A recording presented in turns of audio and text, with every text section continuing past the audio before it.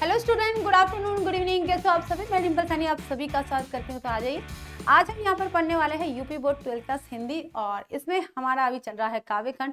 काव्यखंड हमारा second last chapter आज हम स्टार्ट करने वाले हैं। इसके बाद एक और चैप्टर रहेगा और काव्यखंड आपका पूरा हो जाएगा। तो चलिए, हम पढ़ने वाले आज रामधारी सिंह दिनकर जी, और इनकी यहाँ पर 3 तरह की कविताएं हैं। मतलब 3 तरह की कविताएं नहीं, 3 तरह के कथन है। पहला है पुरूरवा का, और पुरूरवा के पद है। उसके बाद यानी कि पुरूरवा और उर्वशी का जो वार्तालाप है वो चल रहा है। पुरूरवा एक्चुअल में धरती पुत्र कहे जाते हैं, और रामधारी सिंह दिनकर जी भले ही प्रगतिवादी कवि कहे जाते हैं, लेकिन उनके जो कविताओं के विषय है वो काफी प्राचीन स्तर के हैं। तो हम उर्वशी की बात कर रहे हैं, तो उर्वशी स्वर्ग से आई हुई अप्सरा थी। तो ये तो अति प्राचीनता के युग की बात हो गई है, अलौकिकता के युग की बात हो गई है, जहां पर अलौकिक और दिव्य स्वरूप होते थे या देवी देवताओं की बात होती थी, उस समय की बात है। तो उस समय जो धरती पुत्र पुरूरवा थे काफी सशक्त थे, बलवान थे, ठीक है, ताकतवर थे, और जब वे एक मानव थे, और उर्वशी थी जो अप्सरा थी। तो यहाँ पर हमारी इंद्रियों के बारे में बताया गया है कि कभी कभी क्या होता है कि हमारे सामने कुछ परिस्थितियां ऐसी आ जाती है कि हमारे अंदर काफी बल होता है, ताकत होती है, लेकिन फिर भी हम निढाल हो जाते हैं। तो वही स्थिति यहाँ पर जो पुरूरवा नामक व्यक्ति है उसके बारे में बताया है कि जब पुरूरवा उर्वशी को देखता है और नदी के तट पर, और उसकी सुंदरता से इतना मंत्रमुग्ध हो जाता है कि वो एकदम अटल था, ताकतवर था, बलशाली था, जिसके सामने कोई नहीं टिकता है। आज एक नारी के सौंदर्य से बिल्कुल अपने आप को निढाल सा महसूस करने लग गया है, कमजोर सा महसूस करने लग गया है। उसकी जो निगाह है उसकी सुंदरता से बिल्कुल हट नहीं पा रही है। तो इस तरह से जो प्रथम कविता है, शायद 2 या 3 पद है, उसमें पुरूरवा के है। उसके बाद जो पुरूरवा के कथन है, पुरूरवा अपने मन में क्या सोचता है वो कथन है। उसके बाद में उर्वशी जो अपने मन में सोचती है, या उर्वशी ये जो भौतिक दुनिया है, इस दुनिया के बारे में, या भौतिक तत्व है, इन भौतिक तत्वों के बारे में क्या बताती है, उर्वशी के कथन है। उसके बाद में एक कविता और है अभिनव, ठीक है। तो अभिनव का मतलब यह है कि जो नया भारत है या नई दुनिया है वो क्या है, उस अभिनव मानव के रूप में उस कविता को लिखा गया है। तो बच्चों, यहाँ रामधारी सिंह दिनकर जी का आज हम जीवन परिचय पढ़ेंगे। जीवन परिचय काफी लंबा चौड़ा है, बहुत बड़ा है। क्यों बड़ा है? क्योंकि इसमें से काफी कुछ क्वेश्चन आते हैं साहित्य से जुड़े हुए। उसके बाद हम पुरूरवा कविता को पढ़ेंगे। अगर हमारे पास टाइम रहा तो हम उर्वशी भी पढ़ेंगे, और नहीं रहा तो फिर हम पुरूरवा तक ही उसका दी एंड करेंगे। वैसे मैंने तो पूरा लिया है, देखते कहाँ तक हमारा सिलेबस होता है, वहां तक आज हम पूरी कर लेंगे। उसके बाद जितना भी समय मिलता है हम उर्वशी कर लेंगे। उर्वशी के बाद अभिनव भारत। अभिनव भारत के लिए तो मैं बता ही देती हूँ, आज समय नहीं मिलेगा, शायद कल मैं इसको पूरा कर लूँ। तो ऐसा देखा जाए तो जीवन परिचय और 3 कविताओं के रूप में या क्वेश्चन आंसर में 5 लेक्चर में ये खत्म होना चाहिए था, लेकिन मैं पूरी कोशिश करूंगी इसको 3 लेक्चर में या 2 लेक्चर में खत्म करने की। अगर आज मेरे जीवन परिचय, पुरूरवा और उर्वशी खत्म हो जाता है तो कल मैं अभिनव भारत और क्वेश्चन आंसर दोनों एक साथ में कर सकती हूँ, ठीक है। तो ये डिपेंड करता है कि हम जो पढ़ा रहे हैं वो किस तरह का है, उसको कितना समझाना है, आपको कितना समझ में आ रहा है वो, ठीक है। हम शुरू करते हैं हमारी क्लास, जिसका नाम है, हमारा चैप्टर है 6, और यह रामधारी सिंह दिनकर जी का। इसके बाद जो चैप्टर आता है अज्ञे जी का, लास्ट चैप्टर रहेगा। अज्ञे जी को मैं आपको 2 बार में खत्म कर दूंगी, मुश्किल से 2 बार लगेंगे, इससे ज्यादा नहीं है, क्योंकि 2 कविताएं ही है। तो यहाँ हम बात करते हैं रामधारी सिंह दिनकर जी की। तो जन्म हुआ था बच्चों 30 सितंबर 1908 ईस्वी को, और जन्म स्थान है सिमरिया, मुंगेर, बिहार में, और पिता का नाम था रवि सिंह, ठीक है। रामधारी सिंह दिनकर जी का जन्म 30 सितंबर 1908 ईस्वी में सिमरिया, मुंगेर, बिहार में हुआ था। इनके पिता का नाम रवि सिंह था, ठीक है, हो गया। रामधारी सिंह दिनकर जी की जो भाषा थी, परिष्कृत खड़ी बोली शैली, प्रबंध और मुक्तक, यानी प्रबंध काव्य के रूप में या मुक्तक शैली में, दोनों ही तरह से, प्रबंध शैली, मुक्तक शैली, दोनों तरीके से लिखते थे। प्रमुख रचनाएं हैं उर्वशी। उर्वशी पर इनको भारतीय ज्ञानपीठ पुरस्कार प्राप्त हो चुका है। कुरुक्षेत्र, सामधेनी, रेणुका, परशुराम की प्रतीक्षा, हुंकार, ठीक है। हुंकार भी इनके काफी प्रचलित काव्य संग्रह, ये सारे के सारे इनके काव्य संग्रह है। क्या है बच्चों? काव्य संग्रह। मृत्यु 24 अप्रैल 1974 ईस्वी को इनका देहांत हो गया था। तो छोटा सा जीवन परिचय अगर आता है तो आप कैसे लिखोगे कि रामधारी सिंह दिनकर जी का जन्म 30 सितंबर 1908 ईस्वी को सिमरिया, मुंगेर, बिहार में हुआ था। इनके पिता का नाम रवि सिंह था, और इनकी भाषा शैली जो थी प्रबंध और मुक्तक दोनों ही शैलियों में थी। उनकी प्रमुख रचनाओं में उर्वशी, कुरुक्षेत्र, सामधेनी, रेणुका, परशुराम की प्रतीक्षा और हुंकार। और इनकी जो मृत्यु है 24 अप्रैल 1974 ईस्वी में इनका देहांत हो गया था, मृत्यु हो गई थी। ठीक है, अब यहाँ देखिए, राष्ट्रीय भावनाओं के ओजस्वी गायक कविवर रामधारी सिंह दिनकर का जन्म बिहार राज्य अंतर्गत मुंगेर जिले के सिमरिया गांव में 30 सितंबर 1908 ईस्वी में हुआ था। पटना कॉलेज से इन्होंने सन 1933 ईस्वी में बीए किया था। पटना से इन्होंने बीए किया, बिहार से। फिर एक स्कूल में अध्यापक हो गए। उसके बाद सीतामढ़ी में सब रजिस्ट्रार बने। द्वितीय महायुद्ध में राजकीय प्रचार विभाग में आ गए। उन दिनों भारत में अंग्रेजों का शासन था और अंग्रेजी सरकार का कोई भी कर्मचारी उस सरकार के विरुद्ध कुछ नहीं कर सकता था। दिनकर ने राजकीय सेवा के काल में भी स्वदेश अनुराग की भावना से ओतप्रोत, पीड़ितों के प्रति सहानुभूति की भावना से परिपूर्ण और क्रांति की भावना जगाने वाली रचनाएं लिखी। उस सलाहकार, उस राष्ट्रीय सेवा काल में भी अंग्रेजों के ऑफिस में काम करते थे, उसके बाद भी उन्होंने देशभक्ति से ओतप्रोत कविताएं लिखी वहां रहकर भी, लेकिन वो उनका कुछ नहीं कर पाते थे। जो अंग्रेज थे, रामधारी सिंह दिनकर जी का कुछ भी बिगाड़ नहीं पा रहे थे। हालांकि उनसे बहुत परेशान हो चुके थे, रामधारी सिंह दिनकर जी से बहुत परेशान हो चुके थे कि भाई ये हमारे यहाँ रहकर ही हमारे विरोध में काम कर रहा है, भाई कविता लिख रहा है, कविता लिखने के लिए कौन मना कर सकता है। लेकिन उनके बराबर इस पद को धारण करने वाला उनकी तरफ से कोई व्यक्ति नहीं था। ठीक है, सन 1950 ईस्वी में इन्हें मुजफ्फरपुर के स्नातकोत्तर महाविद्यालय के हिंदी विभाग का अध्यक्ष बना दिया गया और सन 1952 में इन्हें राज्यसभा का सदस्य मनोनीत किया गया। ये दिल्ली आकर रहने लगे। दिनकर की काव्य साधना निरंतर जारी रही। चाहे ये राज्यसभा के मनोनीत सदस्य रह गए हो, चाहे राजकीय स्तर पर कार्य करते रहे हो, चाहे वो महाविद्यालय के हिंदी विभाग के अध्यक्ष रह गए हो, चाहे कुछ भी रह गए हो, इन्होंने कविता लिखना यानी कि काव्य साधना थी जो नहीं छोड़ी थी। सन 1961 में इनका बहुचर्चित काव्य उर्वशी प्रकाशित हुआ और सन 1964 में इन्हें केंद्रीय सरकार की हिंदी समिति का परामर्शदाता बनाया गया। इस पद से अवकाश ग्रहण करने के अनंतर ये पटना में रहने लगे। इनके जवान बेटे की मृत्यु ने इस ओजस्वी व्यक्तित्व को सहसा खंडित कर दिया और तिरुपति के देव विग्रह को अपनी व्यथा कथा समर्पित करते हुए दिनकर 24 अप्रैल 1974 ईस्वी में चेन्नई में परलोक सिधार गए। इनकी रचनाओं में रेणुका, अब देखिए यहाँ पर पूरी रचनाएं बता दी गई है। रेणुका, द्वंद्व गीत, हुंकार, रसवंती, चक्रवाल, धूप छाह, कुरुक्षेत्र, रश्मि रथी, ये इनका खंड काव्य है।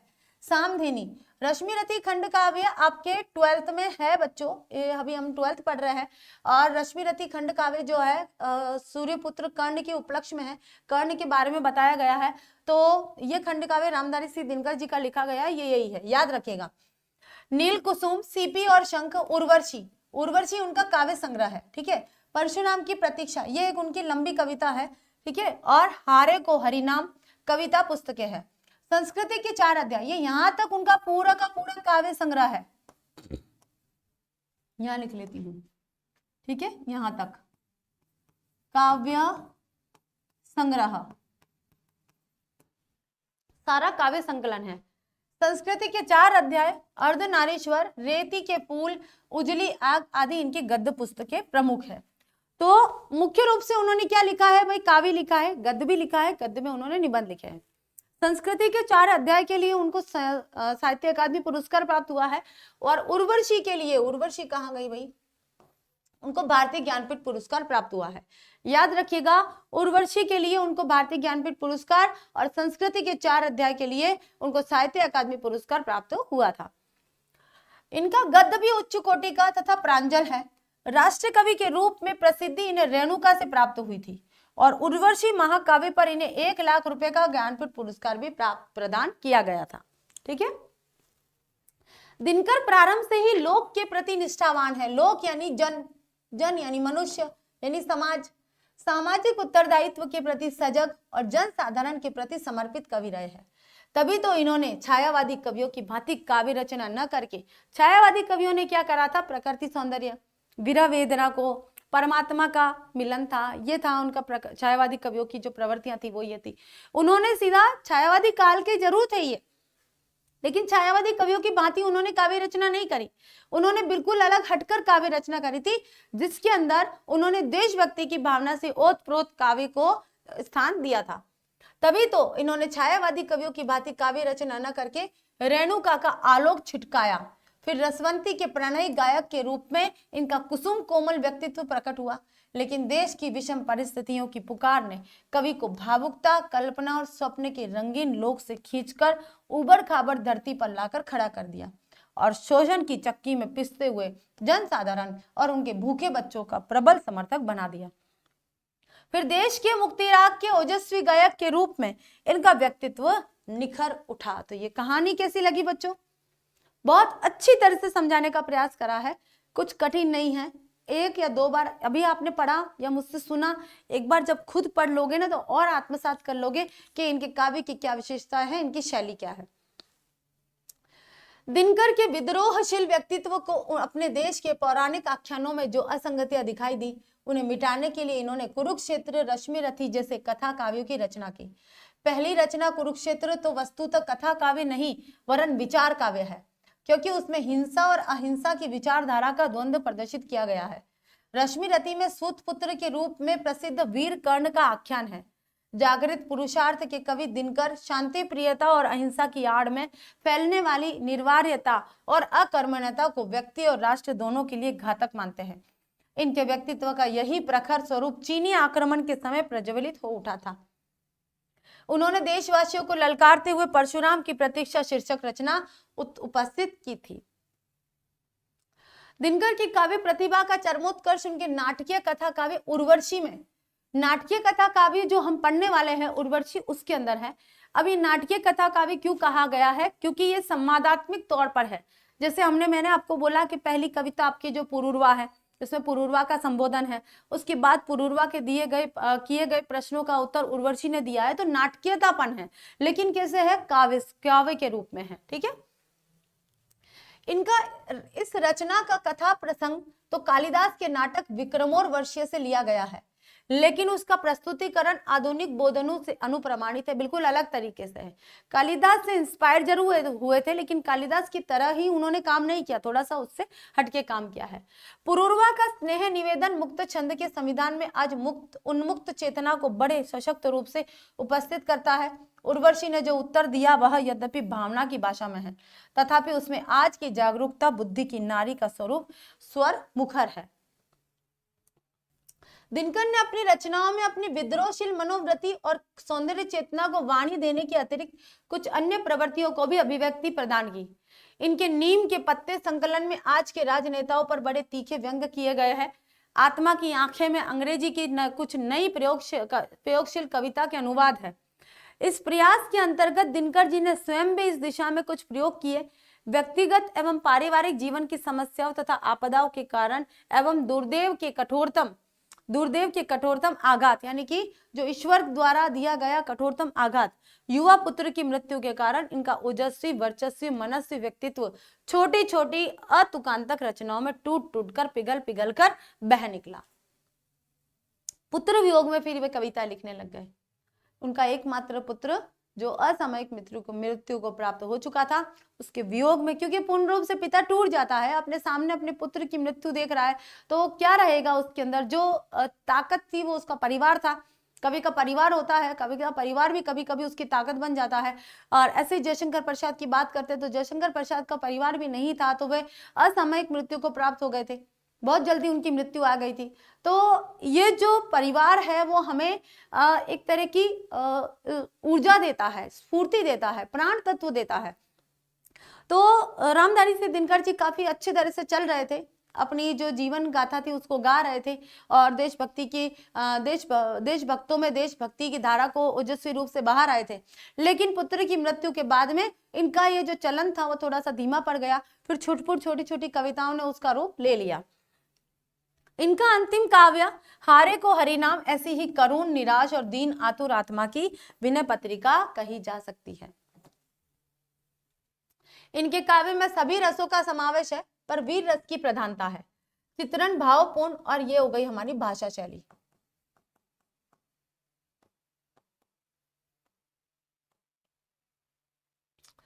चित्रण भावपूर्ण तथा कविता का एक एक शब्द आकर्षक होता है।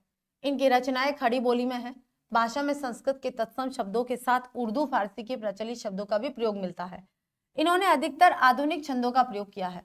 इनकी शैली ओजपूर्ण प्रबंध शैली है, जिसके माध्यम से इन्होंने पूंजीवाद के प्रति विरोध तथा राष्ट्रीयता की भावना को व्यक्त किया है।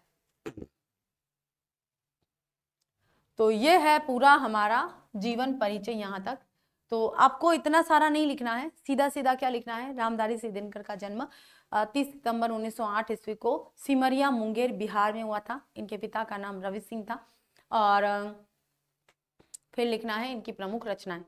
प्रमुख रचनाओं में आपको अगर याद है, अगर काव्य संग्रह और गद्य मतलब पद्यखंड और गद्यखंड दो में आप लिख सकते हो। पद्यखंड में आपको लिखना है उर्वशी, रेणुका, हुंकार, रसवंती और परशुराम की प्रतीक्षा, है ना, विपदगा, जो भी इनकी कविताएं है जो आपको याद होती है, जैसे मुझे अभी इतनी याद है वो लिखनी है। फिर गद्य खंड में आपको लिखना है कि संस्कृति के 4 अध्याय है, हारे का हरिनामा है, ये आपको लिखना है। ठीक है, या इनकी रचनाएं हो गई सारी। उसके बाद में आप उनकी भाषा शैली लिख दीजिए कि रामधारी सिंह दिनकर जी की जो भाषा शैली थी ये रही। इनके काव्य में सभी रसों का समावेश था, खास करके वीर रस की प्रधानता थी। उसके बाद में चित्रण भावपूर्ण और कविता का एक एक शब्द आकर्षक होता था। ठीक है, इनकी रचनाएं खड़ी बोली में होती थी और भाषा में संस्कृत के तत्सम शब्दों का साथ में उर्दू फारसी के शब्दों का भी प्रयोग होता था। ये लिख लोगे आप। उसके बाद में यहाँ लिखोगे इन्होंने पूंजीवाद के प्रति विरोध और राष्ट्रीयता की भावना को व्यक्त किया था इनकी कविताओं के अंतर्गत। उसके बाद लास्ट में फिर ये हो गया है, राष्ट्र में आप फिर लिखोगे कि उर्वशी, अब सम्मान की बात आती है कि उनके उर्वशी महाकाव्य, जो महाकाव्य उनका उर्वशी काव्य खंड के ऊपर उनको भारतीय ज्ञानपीठ पुरस्कार प्राप्त हुआ था और संस्कृति के 4 अध्याय के ऊपर उनको साहित्य अकादमी पुरस्कार प्राप्त हुआ था। ये भी आपको लिखना होगा। इतना लिख लेते हो ना तो बहुत है। अगर इसके आगे भी अगर आपको याद है या जीवन में क्या हुआ, क्यों इनका जो रुझान है कविताओं से धीरे धीरे धीरे धीरे कम होता गया, हारे का हरिनाम जिसमें करुण रस प्रधान आत्मीयता पूर्ण जो मार्मिक कथन व्यक्त किया है वो क्यों किया है, क्योंकि उनके जीवन में उनके पुत्र की असामयिक मृत्यु हो गई। इस कारण से वे थोड़े से टूट चुके थे, अंदर से टूट चुके थे और टूटा हुआ जो कवि है वो इतना सशक्त नहीं हो पाया था, या आप लिख सकते हो। तो ये थोड़ी छोटी छोटी बातें हैं। तो हो जाएगा जीवन परिचय बच्चों, बताइएगा मुझे। चलिए अब शुरू करते हैं यहाँ पर हमारी पहली कविता का पहला पद। ठीक है, दिखने में काफी सशक्त लग रहा है क्योंकि तत्सम निष्ठ संस्कृत निष्ठ खड़ी बोली का प्रयोग करा है, साहित्यिक खड़ी बोली जिसको बोलते हैं उसका प्रयोग करा गया है। कौन सी भाषा है, भाषा की बात क्या करेंगे हम, साहित्यिक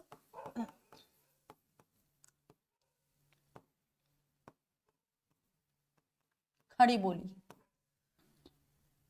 ठीक है, तो पहला पद आता है यहाँ पर और ये पद किसके द्वारा कहा जा रहा है, पुरूरवा के द्वारा। पुरूरवा के द्वारा मैं लिख लेती हूं ताकि आपको समझ में आ जाएगा। अब क्या हुआ है कि पुरूरवा जब नदी से थोड़ा सा दूर खड़े हैं और नदी के तट पर उनको उर्वशी दिखाई देती है। उर्वशी की सुंदरता से मंत्रमुग्ध हो जाते हैं। उर्वशी एक अप्सरा थी और अप्सरा बहुत सुंदर होती है, आपको पता है, मेनका, अप्सरा, उर्वशी, बहुत सारी अप्सराएं थी। हम जब युगों की बात करते हैं, प्राचीन काल की बात करते हैं, जब स्वर्ग और नर्क की बात करते हैं तो स्वर्ग से आई हुई अप्सराएं होती थी। तो ऐसे ही जो सुंदर नारी होती थी वह स्वर्ग में रहती थी, मनोरंजन करती थी देवताओं का। तो जब वो धरती पर आई तो उसकी सुंदरता से पुरूरवा जो थे, धरती पुत्र थे, वो मंत्रमुग्ध हो गए। मतलब मनुष्य, धरती पुत्र मतलब कि मनुष्य, जो मनुष्य थे वो मंत्रमुग्ध हो गए और मंत्रमुग्ध होकर अपने मन में विचार कर रहे हैं। कैसे विचार कर रहे हैं और क्या कह रहे हैं, कौन है अंकुश, इसे मैं भी नहीं पहचानता। अंकुश, अंकुश का मतलब कौन होता है, नियंत्रक, नियंत्रक। पर सरोवर, सरोवर का मतलब क्या होता है, तालाब के किनारे कंठ में जो जल रही है उस तृषा, तृषा का मतलब क्या होता है, प्यास, उस तृषा, उस वेदना को जानता हूं। सिंधु सा उद्धाम अपरंपार मेरा बल कहाँ है। उद्धाम, सिंधु सा उद्धाम, उद्दाम का मतलब बड़ा विशाल, ठीक है, विशाल या पराक्रमी, पराक्रमी। अपरंपार जिसका कोई, जिसकी कोई पार ना हो। अपरंपार का मतलब होता है जिसका कोई पार, यानी कि जिसकी कोई सीमा ना हो, सीमा ना हो, ठीक है, ना हो। मेरा बल कहाँ है, गूंजदा जिस शक्ति का सर्वत्र जय जयकार, सभी जगह, सर्वत्र का मतलब क्या हो जाएगा, सभी जगह। उस अटल संकल्प का संबल कहाँ है, उस अटल संकल्प का संबल, संबल का मतलब होता है सहारा। सहारा कहाँ है? यह शिला, शिला क्या होता है? पत्थर। यह शिला सा वक्ष, वक्ष का मतलब होता है सीना। ये चट्टान सी मेरी भुजाएं, चट्टान यानी कि ताकतवर। सूर्य के आलोक, आलोक का मतलब हो जाता है प्रकाश से दीपित, दीपित यानी प्रकाशित, प्रकाशित। समुन्नत भाल, उन्नत यानी कि उजला, उजला भाल, भाल का मतलब मस्तक। और मेरे प्राण का सागर अगम, उत्तर, अगम, अगम का मतलब हो जाता है अथाह, और उत्ताल का मतलब ऊंची, ठीक है, उच्छल। तो यहां देखिए जो पुरूरवा है अपने मन में सोच रहे हैं किसको? उर्वशी को देखकर, है ना। क्या सोच रहा है? कौन है अंकुश? इसे मैं भी नहीं पहचानता हूं कि मुझे अचानक से किसी ने अपने वश में कर लिया है। मैं नहीं समझ पा रहा हूं कि कौन है जिसने मुझे नियंत्रण में कर लिया है। मेरा नियंत्रक कौन है? मुझे नियंत्रण में करने वाला मेरा नियंत्रण कौन है? ध्यान से सुनिएगा बच्चों, आपस में चैटिंग करती रहे तो नहीं समझ में आएगा। ये थोड़ी टिपिकल भाषा होती है, जो साहित्यिक खड़ी बोली होती है, संस्कृत निष्ठ खड़ी बोली होती है, इसको समझना पड़ता है। अगर आपने इसे ध्यान से नहीं समझा और कोशिश नहीं करी तो फिर आप आगे तक भी नहीं समझ पाओगे, ठीक है। तो यहाँ पर सीधा सीधा पुरूरवा बोल रहे हैं, किसकी ओर संकेत करते हुए?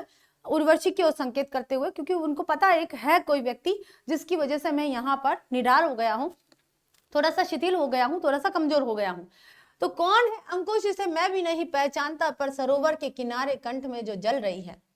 कि सरोवर के किनारे जो कंठ में जल रही है, कंठ में कौन जल रही होती है? प्यास। और वो प्यास कौन है? मतलब एक सरोवर, सरोवर क्या है? तालाब, जलाशय।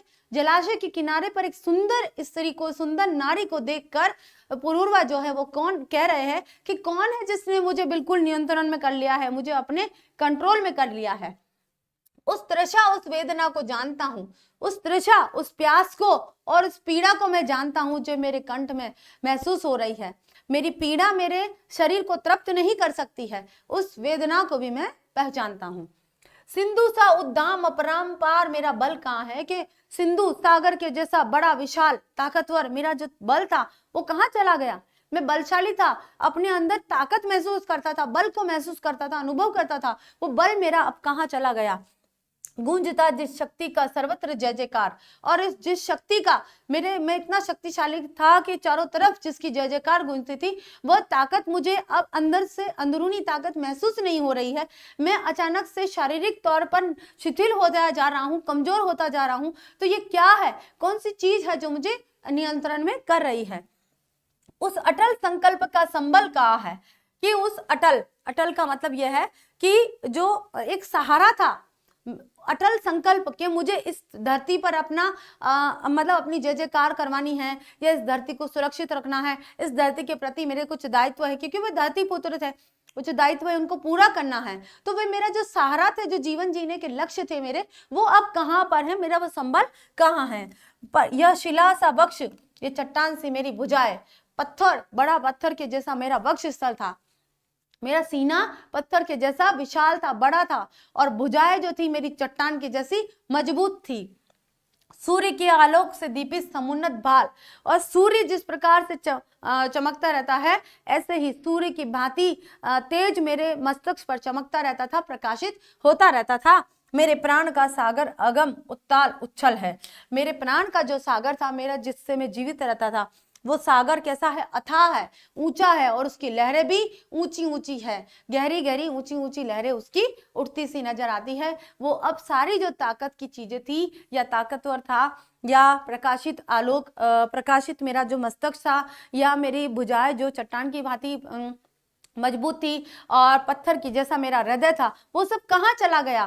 केवल एक मात्र उस सुंदरता को देखकर, केवल उस छवि को देखकर मैं अपने आप को शिथिलता का अनुभव, मेरे अपने अंदर शिथिलता का अनुभव कर रहा हूं। ठीक है, तो चलिए, यह हमारा संदर्भ है, और ये संदर्भ हमारा सभी पदों में रहेगा, सभी पदों में यही संदर्भ रहेगा। कि प्रस्तुत पद्यांश हमारी हिंदी पाठ्य पुस्तक में संकलित रामधारी सिंह दिनकर द्वारा रचित खंड काव्य उर्वशी के पुरूरवा शीर्षक से उद्धृत है। उर्वशी के अंदर भी इन्होंने पुरूरवा शीर्षक जो है, जहां पर पुरूरवा अपने वचनों को कह रहा है, मां से लिया गया है। ठीक है। प्रसंग, पृथ्वी पर उतरने के पश्चात एक सरोवर तट पर स्वर्गलोक की अप्सरा उर्वशी की भेंट पुरूरवा से होती है। उसके रूप सौंदर्य पर मुग्ध हो पुरूरवा उसे अपने बारे में बताते हैं। क्या बताते हैं? पुरूरवा अपने मन में उठते विचारों को अभिव्यक्त करते हुए उर्वशी से कहते हैं कि यह सच है कि मैं इस प्रतिबंध से अनभिज्ञ हूं। मतलब अनभिज्ञ, मैं नहीं जानता हूं कि ये प्रतिबंध जो है, ये नियंत्रक है, ये क्या है, नियंत्रण जो है वो क्या है, जो मुझे बार बार रोकना चाहता है, किंतु मुझे उस प्यास और पीड़ा की पूर्ण अनुभूति हो रही है जो इस तालाब के तट पर मेरे गले के अंदर जल रही है। न जाने इस समय मेरी वह शक्ति मेरे पास से कहां चली गई जो समुद्र के सदृश प्रबल और असीमित है। मेरी जिस शक्ति और सामर्थ्य का चहूं चारों ओर गुणगान किया जाता है, उस अड़िग संकल्प का साथ मुझसे क्यों छिन गया सा मुझे लगता है। पुरूरवा आगे कहते हैं कि मेरी छाती पत्थर के समान दृढ़ और मेरी बाहें चट्टान सी मजबूत है। मेरा मस्तक उन्नत है और सूर्य के प्रकाश से के समान आभायुक्त नहीं, चमकने वाला है, आलोकित है या प्रकाशित है। मेरे प्राणों की गहराई का था लगाना आसान नहीं है। समुद्र की तरह अत्यंत गहरे मेरे प्राणों की भी सर्वदा ऊंची ऊंची लहरें उठती रहती है। तो ऐसा जो मेरा शरीर है, वो मेरा जो ताकत है, मेरा बल है, वो अब कहाँ चला गया, उर्वशी से वो कह रहा है। तो यह आ गया हमारा भाव पक्ष कि प्रस्तुत पद्यांश के माध्यम से पुरूरवा में श्रेष्ठ गुणों की प्रतिष्ठा की गई है। रसवीर है, भाषा शुद्ध, साहित्यिक खड़ी बोली, शैली प्रबंधात्मक, छंद मुक्तक, अलंकार अनुप्रास रूप उपमा रूपक, गुण हमारा ओज हो गया है और शब्द शक्ति लक्षणा है। ठीक है, एक बार इसको नोट कर लीजिए और यही आपका जो काव्य सौंदर्य है सभी में चल सकता है। अलग होगा तो अलग लिख लेंगे। ठीक है। फिर उर्वशी से वो कह रहे हैं, भाई क्या कह रहे हैं कि सामने टिकते नहीं वनराज। वनराज कौन होता है? सिंह। कि पुरूरवा की शक्ति के सामने शेर भी नहीं टिकते हैं। पर्वत डोलते हैं, पर्वतों को लांघते हुए वो चले जाते हैं। कांपता है कुंडली मारे समय का व्याल, कि समय रूपी जो सांप है, व्याल का मतलब क्या होता है? सांप। जो सांप है कुंडली मारे, यानी कि जो समय है वो भी पुरूरवा को रोक नहीं सकता है, इतना शक्तिशाली है। मेरी बाह में मारुत, मारुत का मतलब है हवा, गरुड़ गजराज सा बल है। मर्त्य मानव की विजय का तूर्य हूं मैं। मर्त्य का मतलब होता है मरते हुए व्यक्ति के विजय का तूर्य हूं मैं, तुरही हूं मैं। उर्वशी अपने समय का सूर्य हूं मैं। अंधकार रूपी जो अंधेरा है ना, अंधतम के भाल यानी मस्तक पर पावक जलाता हूं। पावक का मतलब अग्नि जलाता हूं। बादलों के शीश पर स्यंदन चलाता हूं। स्यंदन का मतलब होता है रथ। बादलों के शीश पर क्या चलाता हूं? मैं रथ चलाता हूं। जो धरती पुत्र पुरूरवा है और अपनी विशेषता बता रहे हैं, तो पहले विशेषता बताई कि मुझे क्या चीज है जो मुझे कंट्रोल करे हुए है, नियंत्रण में लिए हुए है। मैं तो बहुत ताकतवर हूँ, मेरी भुजाएं जो है वो चट्टानों की तरह है, मेरा वक्ष स्थल जो है वो पहाड़ की तरह, मतलब पत्थर की तरह है। ठीक है। और मैं मतलब पूरी तरह से मैं ताकतवर हूँ, मेरी जय जयकार हो रही है, चारों दिशाओं में मेरा जय जयकार हो रही है, और आज मुझे ऐसा लग रहा है कि मैं किसी के नियंत्रण में आ चुका हूँ। फिर यहाँ पर भी वो कह रहे हैं कि मेरे सामने शेर भी नहीं टिकते हैं। जो वनराज होते, जंगल के राजा सिंह भी मेरे सामने नहीं टिकते हैं, और पर्वत तो मेरे सामने डोलते रहते हैं, मैं उनको लांघता रहता हूँ। पर्वत मेरे लिए कुछ भी नहीं है। कांपता है कुंडली मारे समय का व्याल। जो समय है वो भी मुझसे कांप रहा है, समय भी मुझसे आगे नहीं चल सकता है। मैंने समय को भी जीत लिया है और समय से पहले ही मैंने अपनी प्रसिद्धि को प्राप्त कर लिया है। मेरी बाह में मारुत, मेरी बाहों में हवाएं है। गरुड़ गजराज सा बल है, और गरुड़ जो गजराज होता है, गरुड़ और गजराज, हाथी और गरुड़ के समान मेरे भुजाओं में बल है। मर्त्य मानव की विजय का तूर्य हूं मैं। मरणशील व्यक्ति की जीत का तूर्य हूं मैं, कि मरणशील व्यक्ति भी जीत प्राप्त कर लेता है, वैसा तुरही हूं मैं। उर्वशी अपने समय का सूर्य हूं मैं, कि हे उर्वशी, मैं अपने समय का चमकता हुआ सूर्य की भांति हूं मैं। ठीक है। अंधतम के बाल पर पावक जलाता हूँ। इस अंधकार का जो ये अंधेरा अंधकार है ना, अंधकार, तम यानी कि रात और रात यानी अंधेरा, और जो अंधेरी रात के मस्तिष्क पर अग्नि जलाता हूं मैं, ऐसा मेरे अंदर तेज है। बादलों के शीश पर सेंध चलाता हूं मैं, कि बादलों के मस्तिष्क पर रथ चलाता हूं, ऐसा प्रतीत होता हूं मैं, इतना ताकतवर हूं। लेकिन पता नहीं क्या चीज है, क्या कौन सी ताकत है जो मुझे आकर्षित कर रही है, जो मुझे कमजोर बना रही है। तो संदर्भ हमारा वही रहेगा, प्रसंग हमारा चेंज होता रहेगा कि प्रसंग पुरूरवा उर्वशी के समक्ष अपनी शक्ति और सामर्थ्य का बखान कर रहे हैं, ठीक है। तो पुरूरवा उर्वशी से कहते हैं कि मैं इतना शक्तिशाली हूं कि वन के राजा सिंह तक मेरे सामने एक की नहीं चलती, पर्वत मुझसे खौफ खाते हैं और समय रूपी सर्प भी मेरे सम्मुख कुंडली मारकर कांपता रहता है। मेरी भुजाओं में एक साथ पवन, गरुड़, हाथी का सामर्थ्य है। पुरूरवा आगे कहते हैं कि मैं इस मृत्यु लोक में विजय का शंखनाद हूं तथा मेरा सामर्थ्य मानव तक का परिचायक है। मैं समय को प्रकाशित करने वाला सूर्य हूं और मैं घोर गर को मिटाने वाली प्रचंड अग्नि हूं। मुझे बादलों के मस्तक पर भी रथ की क्षमता है, रथ को चलाने की क्षमता है, अर्थात मैं निर्बाध गति से कहीं भी आ जा सकता हूं, मुझे कोई नहीं रोक सकता है, ठीक है। तो ये हो गया हमारा काव्य सौंदर्य। इसमें भाव पक्ष प्रस्तुत पद्यांश में पुरूरवा में असीम शारीरिक शक्ति होने का भाव व्यक्त किया गया है, रसवीर है, ये हमारा साहित्यिक कला पक्ष। तो अब तीसरा भी, ये भी अभी पुरूरवा ही कह रहे हैं, तो 3 पद यहाँ पे पुरूरवा के हैं। पर न जाने बात क्या है, इंद्र का आयुध, आयुध क्या होता है बच्चों, वज्र, इंद्र का जो हथियार होता है ना वज्र, पुरुष जो झेल सकता है, सिंह से बाहें मिलाकर खेल सकता है, फूल के आगे वही असहाय हो जाता है। फूल का मतलब यहाँ पर सुंदरता है। पर न जाने बात क्या है, इंद्र का आयुध पुरुष जो झेल सकता है, सिंह से बाहें मिलाकर खेल सकता है, फूल के आगे वही असहाय हो जाता है, शक्ति के रहते हुए निरुपाय हो जाता है। विद्ध जो जाता सहज बंकिम नयन के बाण से, बंकिम का मतलब होता है तिरछे, और विद्ध यानी कि बिंद जाता है बाण से, जीत लेती रूप सी नारी उसे मुस्कान से। देखिए यहाँ पर अब बात आ गई है कि जो पुरूरवा है वो उर्वशी से क्या कहना चाह रहे हैं। बच्चों मुझे जरूर बताइए कि आपको समझ में आए दोनों पदांश, तीसरा पदांश भी मैं समझा रही हूँ आपको, कि अब यहाँ पर जो पुरूरवा है उर्वशी से कह रहे हैं, पर पता नहीं क्या बात है कि जो इंद्र का वज्र पुरुष, जो पुरुष इंद्र के वज्र को भी झेल सकता है, मतलब पुरूरवा अपनी ताकत के बारे में बता रहे हैं कि मैं कितना ताकतवर हूं, मैं कितना बलशाली हूं, मेरे अंदर कितनी क्षमता है, वो सारी चीजें बता रहे हैं कि पता नहीं क्या बात है कि जो व्यक्ति इंद्र का वज्र भी झेल सकता है, कि जो व्यक्ति इंद्र के वज्र को भी सहन कर सकता है, सिंह से बाहें मिलाकर खेल सकता है, उसके अंदर इतनी ताकत है कि शेर के साथ वो खेल सकता है। शेर से तो सभी डरते हैं, लेकिन वो शेर से बाहें मिलाकर खेल सकता है। फूल के आगे वही असहाय हो जाता है, कि सुंदरता रूपी फूल के आगे वही बिल्कुल असहाय बेसहारा सा हो जाता है। शक्ति के रहते हुए निरुपाय हो जाता है, शक्ति के रहते ही भी थोड़ा सा निर्बल हो जाता है, वो बिंद हो जाता सहज बंकिम नयन के बाण से, और जो तिरछे नैनों से अगर कोई देख लेता है, जीत लेती रूप सी नारी उसे मुस्कान से, कि कोई सुंदर नारी अगर अपने तीखे नैनों से किसी व्यक्ति को देख लेती है तो कोई ताकतवर व्यक्ति भी निरुपाय और असहाय सा हो जाता है। ठीक है बच्चों, चलिए। तो प्रस्तुत पदांश में पुरूरवा अति वीर पुरुषों के भी नारी के सौंदर्य के समक्ष नतमस्तक हो जाने पर आश्चर्य व्यक्त कर रहे हैं कि ऐसा क्या है कि एक रूपसी नारी, एक सुंदर नारी को देखकर कोई शक्तिशाली व्यक्ति भी निरुपाय और असहाय हो जाता है। ऐसा क्या है जिससे वो शक्तिहीन हो जाता है।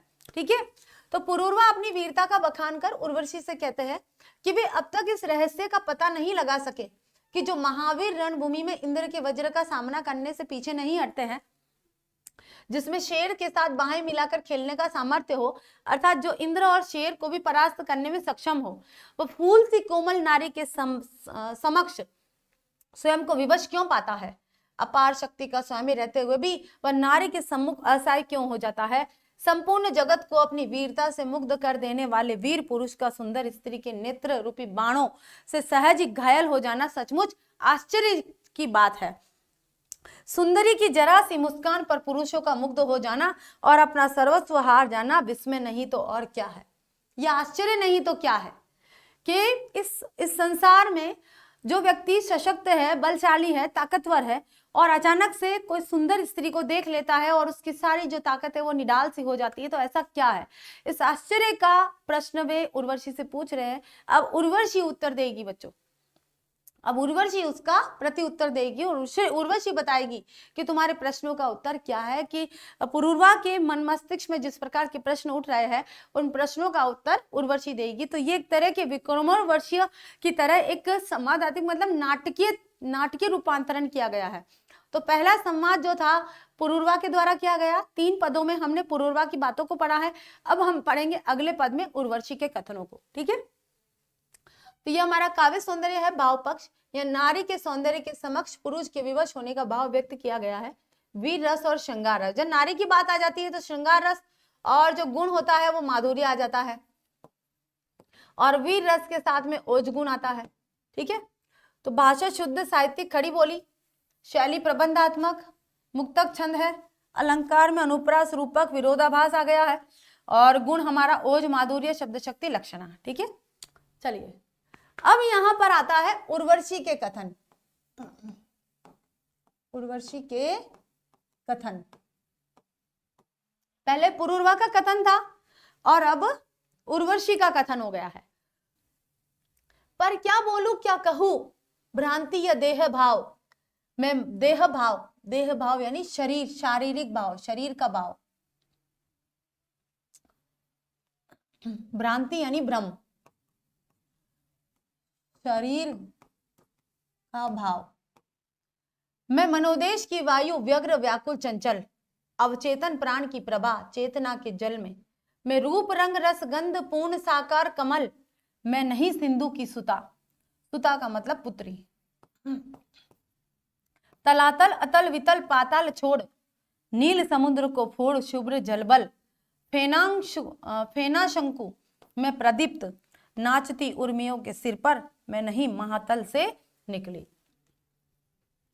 तो यहां पर अब उर्वशी क्या कह रही है, किसको कह रही है? पुरूरवा को समझा रही है। पर क्या बोलूं क्या कहूं, भ्रांति या देह भाव, पर मैं क्या बोलूं और मैं क्या कहूं कि जो शरीर के ब्रह्म में रहता है, केवल शारीरिक बाहरी दिखावे के ऊपर मंत्र मुग्ध हो जाता है, उन लोगों के लिए मैं क्या कहूं। देखिए बच्चों को ये स्टोरी नहीं है ऐसी, यहाँ पर सीधी सीधी बात रामधारी सिंह दिनकर जी ने उन लोगों की ओर संकेत किया है जो सिर्फ और सिर्फ सुंदरता को महत्व देते हैं। तो यहाँ उर्वशी जो है भले ही सुंदर नारी है, लेकिन वो स्वयं सुंदर नारी होकर भी अपनी सुंदरता को निम्न कोटि में रख रही है। वो ये कह रही है कि सुंदरता इंपॉर्टेंट नहीं है, सुंदरता महत्वपूर्ण नहीं है, व्यक्ति के आंतरिक गुण महत्वपूर्ण होते हैं, व्यक्ति के बाहरी गुण महत्वपूर्ण नहीं होते हैं।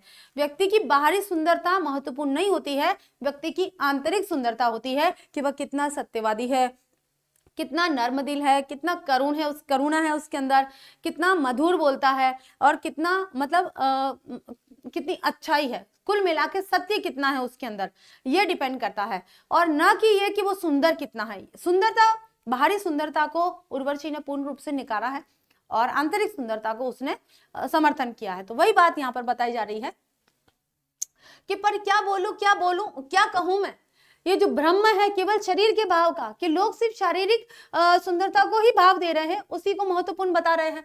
मैं मनोदेश की वायु, व्यग्र व्याकुल चंचल, कि मैं तो मनोदेश में तो मन के देश की, ये तो मन की बातें है कि जो व्यक्ति, कि मैं तो कैसी हूँ, चंचल हूँ, व्यक्ति मुझे किस नजर से देख रहा है, व्यक्ति मुझे किस मन से देख रहा है। कुछ व्यक्ति होते हैं जो आंखों से देखते हैं, कुछ व्यक्ति होते हैं जो मन से देखते हैं। आंखों से देखेंगे तो वो उसकी बाहरी सुंदरता से मुक्त हो जाएंगे, उस पर आसक्त हो जाएंगे, ठीक है। अब चेतन प्राण की प्रभा, चेतना के जल में, मैं चेतना के जल में अवचेतन प्राण की प्रभा हूं, आभा हूं, यानी चमक हूं। मैं रूप रंग रस गंध पूर्ण साकार कमल हूं, मतलब मैं रूप में, रंग में, रस में, गंध में और इनमें सब में देखो तो मैं कमल के समान हूँ, कमल का फूल जितना सुंदर होता है उतनी मैं सुंदर हूँ। मैं नहीं सिंधु की सुता, लेकिन मैं किसी सागर की पुत्री नहीं हूँ।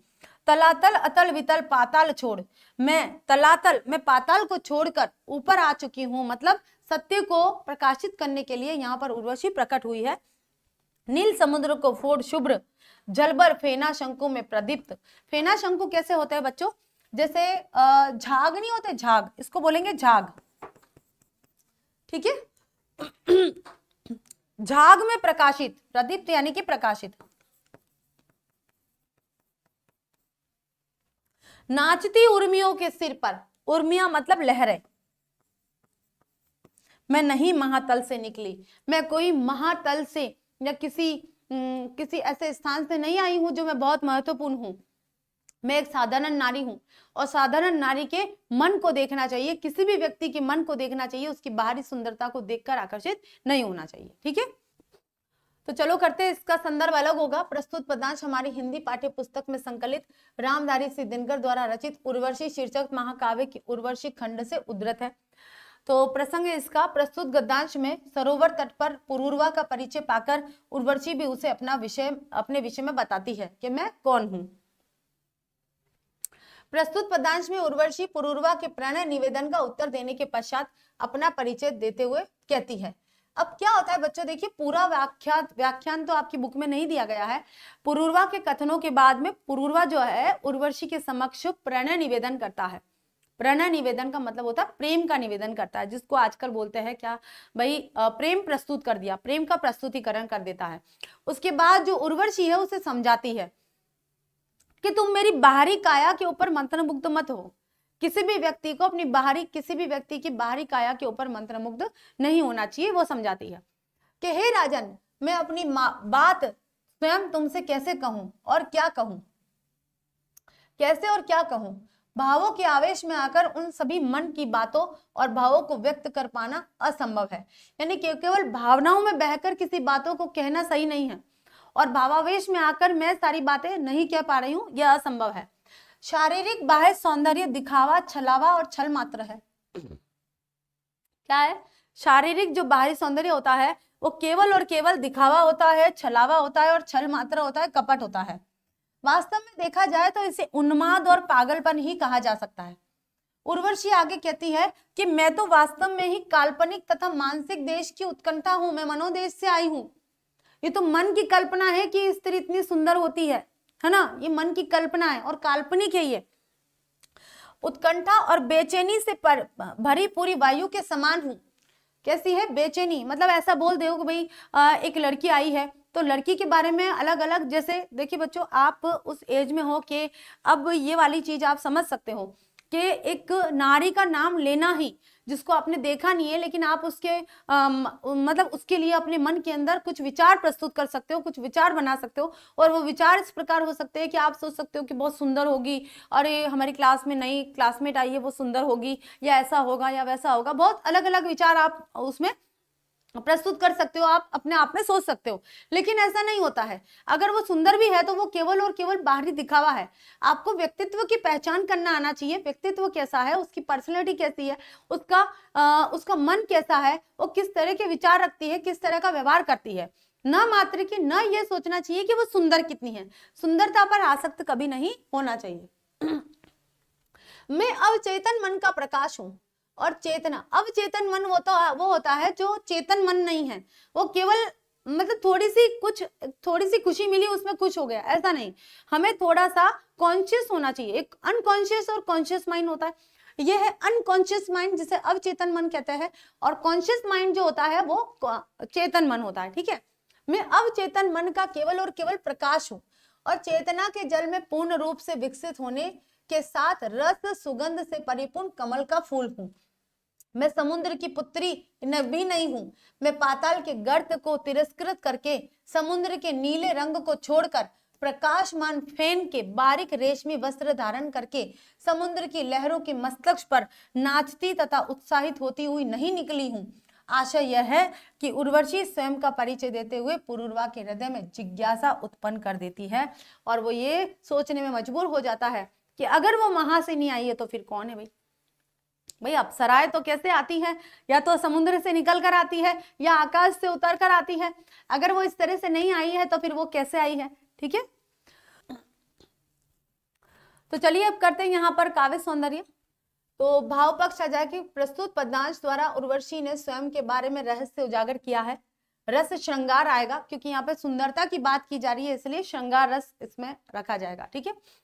और भाषा साहित्यिक खड़ी बोली, शैली प्रबंधात्मक और छंद मुक्तक छंद, अलंकार रूपक एवं अनुप्रास और गुण प्रसाद, और प्रसाद के साथ में माधुर्य भी, क्योंकि श्रृंगार रस आया है तो माधुर्य गुण भी आएगा, और शब्द शक्ति लक्षणा, ठीक है।